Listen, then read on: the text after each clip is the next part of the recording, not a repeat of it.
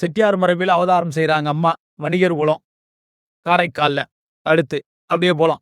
புனிதவதி தாய் தந்தையர் வைத்த பேர் புனிதவதி. அவருடைய தகப்பனார் பேரு தனதத்தன் என்பவர். அவருடைய அம்மாவுக்கு அந்த அம்மாவுடைய அழகு சொல்றாரு பாருங்க.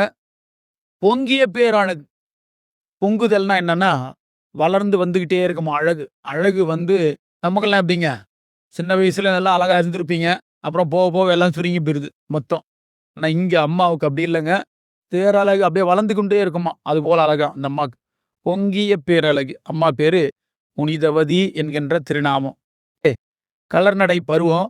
அப்படியே தத்தி தத்தி அப்படியே கீழே ஊந்து மேல் இருந்து அப்படியே 4 காலில் நடக்கிறது, அப்புறம் ஏந்து 2 காலில் நடக்கிறது அப்படின்னு வளர்ந்து வருகிறார்கள்.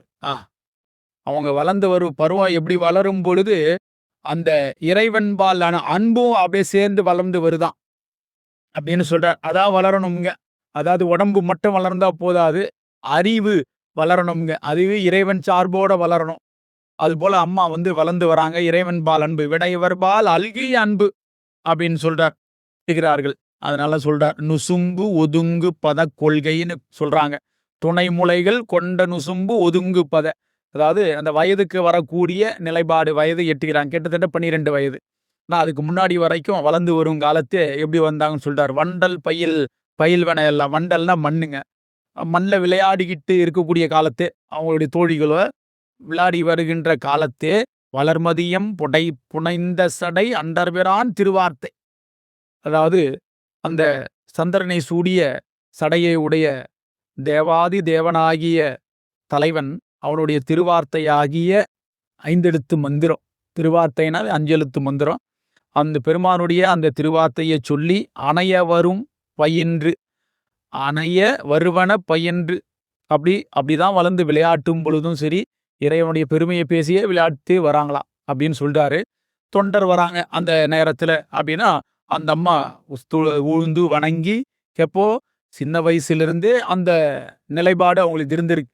தொண்டர்கள் வந்தா உடனே வணங்கக்கூடிய தன்மை இந்த அம்மாவுக்கு வளர்ந்து வந்து கொண்டே இருக்கிறது. தொண்டர் வரில் தொழுது தாதியர் போற்ற துணைமுலைகள் கொண்ட நுசும்பு ஒதுங்க பதக்கொள்கையின் குறியினார். அந்த உடல்வாகோட அந்த உறுப்பு இலக்கணம் சொல்றார் பாருங்க. நல்லவென உறுப்பு நூலவர் உரைக்கும் நலம் நிரம்பி. அதாவது இந்த பெண்களுக்கு வந்து இந்த உடல் உறுப்பு எப்படி அந்தந்த வயதுக்கு ஏற்றபடி வளரணும், எப்படி இருக்கணுங்கிறது அதுக்குண்டான நூல்கள் இருக்குங்க. அந்த நூல் இலக்கணப்படி வளர்ந்து வரான் அந்த அம்மா. சொல்றாங்க பாருங்க, நல்லென உறுப்பு நூலவர் உரைக்கும் நலம் நிரம்பி. அந்த இலக்கண நூல் பிரகாரம் எப்படி இருக்குமோ அதுபோல அழகா வளர்ந்து வருகிறார்கள். வரும் பொழுது இகவா பருவம். அதாவது என்ன அப்படின்னா வீட்டிலிருந்து வெளியில போக மாட்டாங்க. அந்த வயதுக்கு வந்து விட்டா அந்த காலத்துலலாம் தலை குனிஞ்சுதான் நடப்பாங்க. வெளியில போக வேண்டிய அவசியம் ஏற்பட்டால். இன்னைக்கெல்லாம் எப்படி போறோமுங்க, இந்திதான் போய்கிட்டு இருக்காங்க பெண்கள்லாம். அன்னைக்கெல்லாம் இப்படி கீழே அவங்க பாதத்தை பார்த்து தான் நடந்து போவாங்க. அதான் முறைப்பாடுங்க. அதுதான் வராங்க. இங்க அம்மையார் அப்படி இருந்தாங்கன்னு சொல்றாங்க. விகவா பருவம். இன்னொரு வீட்டை விட்டு வெளியில போக மாட்டாங்க. சாய் தந்தர் உடனோடு போனோம், இல்ல எதுவுமே போகக்கூடாது, அப்படிதான் வாழ்ந்தாங்க. அப்படி இருக்கிற காலத்து வயதுக்கு வந்துட்டாங்க அந்த அம்மா. 12 வயது பெண்களுக்கு, ஆண்களுக்கு 16 வயது திருமண பருவம் அந்த காலத்துல. தொல்குலத்து வணிகர் மகள். அந்த வணிகர் மரபிலேயே மனம் பேசுவதற்கு முற்படுகிறார்கள். நீடிய மகன் பேசுறாங்க அப்படின்னா, திரு நாகை காரோணம், கடல் நாகை காரோணம் மேவி இருந்தீரே அப்படின்னு நமக்கு சுந்தரமூர்த்தி சுவாமிகள் தேவாரம் இல்லையா. பத்தூர்பு கிரண்டுண்டு பலபதிகம்பாடி பாவையரை கிரி பேசி படிராரி திரிவீர். அந்த கடல் நாகை காரோணத்துல நிதிபதி என்கின்ற ஒரு பெரிய பணக்காரர், அவரு அதே செட்டியார் மரபுல வருகிறார். அவருக்கு நல்ல புகழ் புரிந்த வணிக துறையில நல்லா புகழ் ஓங்கி இருக்கக்கூடியவர். அவருடைய மைந்தன். அவருக்கு மகள் பேசுவதற்காக காரைக்கால் வலையில் அங்கிருந்து எங்கிருந்து நாகை காரணத்திற்கு இருந்து மகள் வீட்டுக்கு வந்து பேசுவதற்காக வராங்க. நிதிபதியினுடைய மகன் பேரு பரமதத்தன். அந்த முந்தை மரபு, அவங்க மரபுல அந்த ஒரு பெண்ணு வாங்குறாங்க அப்படின்னா அவங்க மரபிற்கு ஏற்றபடி என்னென்ன செய்யணுமோ அந்த நிலைப்பாடெல்லாம் பேசி முடிக்கிறாங்க. பெரியவங்க எல்லாம் குணம் பேசி குலம் பேசி இதெல்லாம் உண்டுங்க. எல்லாமே பேசுவாங்க பெரியவர்கள்லாம். பேசுறவங்க சாதாரணமான ஒண்ணுமே தெரியாத ஆளுங்கள்லாம் கிடையாதுங்க. நல்ல கற்றறிந்த நூலறிவு உடையவர்கள். அவங்க தான் மகன் பேச போவாங்க. பையன் வீட்லேருந்து பொண்ணு வீட்டுக்கு போறவங்களும் சரி, அப்புறம் பொண்ணு வீட்லேருந்து மகன் வீட்டுக்கு போறவங்களும் நல்லா மாத்த உடனே கண்டுபிடிச்சிருவாங்க. நம்ம அங்க பொய், பித்தலாட்டம் எதையுமே வச்சுக்க முடியாது. அவங்க பேசும் பொழுதே கண்டுபிடிச்சிருவாங்க. அதுபோல நல்ல நுண்ணிய அறிவுடையவர்கள் தான் அந்த காலத்துலலாம். இன்னைக்கு ஃபோன்லயே முடிஞ்சிருது எல்லாமே. மொத்தம் ஃபோன்லயே முடியுது. ஆனா அன்னைக்கெல்லாம் அப்படி இல்ல. யாராவது பெரியவங்க இங்கேருந்து 5 பேர் போவாங்க. அங்கேருந்து 5 பேர் வருவாங்க. எல்லாம் சுற்றும் புறம்லாம் விசாரிப்பாங்க. அப்படி நடந்து அதன்படி நடக்குறாங்க இங்க. சம்மதம் வந்துருது. சம்மதம் வந்த உடனே மணம் பேசலாம் அப்படின்னு முடிவு பண்றாங்க. வதுவை அப்படின்னா திருமணம்னு அர்த்தம். வதுவை வினை அப்படின்னா திருமண அந்த தொழில் செய்வதற்காக 2 பேரும் மனம் கொள்கிறார்கள். 2 பேருக்கும் இசை தெரிவிக்கிறாங்க. மனம் இசைந்த நாள் ஓலை. அதுக்கப்புறம் பத்திரிக்கை எல்லாம் எழுதி பத்திரிக்கை எல்லாம் எல்லாருக்கும் கொடுத்து விட்டு மங்கள நாள் அணைய அந்த திருமண நாளும் வந்துருச்சு. பத்திரிக்கை அதுக்கெல்லாம் முன்னாடியே கொடுத்துட்டாங்க. வதுவை வினை. வதுவைனாலும் திருமணம் நடத்தும். வதுவைனாலும் திருமணம் நடத்தும். அதுக்குண்டான நாள் வந்து விட்டது. அதனால அங்கிருந்து மங்கள வாத்தியங்களோட காரைக்கால் வருகிறார்கள். எங்கிருந்து? திருநாகை காரணத்திலிருந்து காரைக்காலுக்கு மங்கள இசையோட வருகிறான். இஞ்சிருது 2 பேருக்கும். இதுல ஒரு சூட்சமத்த ஆசிரியர் வைக்கிறாருங்க. தளிர் அடிமென் தகை மயிலை நகை மயிலை தாதவிழ்த்தார் காலைக்கு.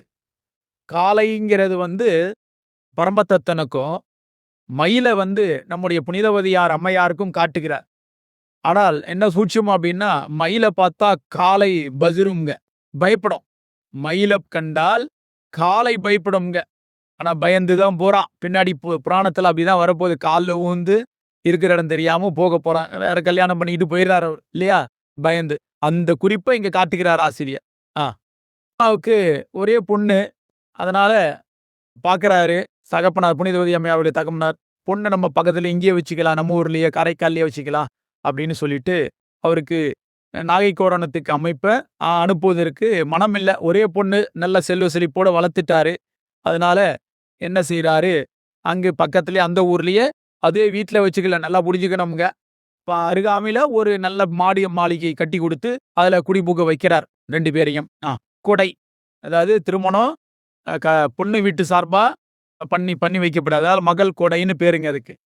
வரம்பில் தனம் கொடுக்கிறாராம். எண்ணில்லாத தங்கம், 50 சவரம் 100 சவரம் எண்ணிக்கையெல்லாம் கிடையாதுங்க. எத்தனாயிரம் சவரம் போட்டு கொடுத்தாருன்னு தெரியாதுங்க. அவ்வளவு போட்டிருக்கார்.